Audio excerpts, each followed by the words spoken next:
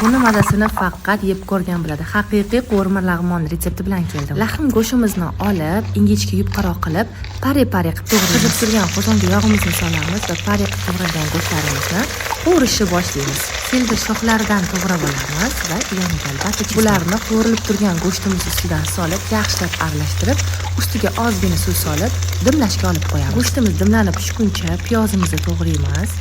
Xuddi shunaqa qilib pare qilib videoda ko'rsatilgandek qilib basay karami va oq turupni ham to'g'rab olamiz. Yana ham mazali bo'lishi uchun 3 xil svetofor bolgarskiylardan foydalandim. Ularni ham xuddi videoda ko'rsatilgandek qilib to'g'raymiz. Go'shtimiz ustidan kashnic urug'i, tuz va paprikalarni solib yaxshilab qovurib, bir qoshiq tomatni solamiz va ketidan piyoz, basay, oq turup hammasini ketma-ketlikda solib qovurishni boshlaymiz. Oxirida bolgarskiylarimizni solib, ustidan seldirimizni barglarini to'g'rab solib, ozgina qovurilgandan keyin sayimiz ham tayyor. Qo'rma lag'monning eng kulminatsion joyi. Qozonga yog' solamiz, 2 qoshiq tomatni solib, yaxshilab qizdirib, lag'monni xamirlarini ketma-ket solib, xuddi shunaqa qilib qizartirib, qovurib olamiz. Shunaqa mazali bo'ladi. Tayyor xamirimizga sayimizni solib, bitta qilib aralashtirib olamiz. Qarabsizki, bir zumda ovqatimiz tayyor. Shunaqa ham mazali bo'ladi. Yurakchani bosib qo'yishni unutmang.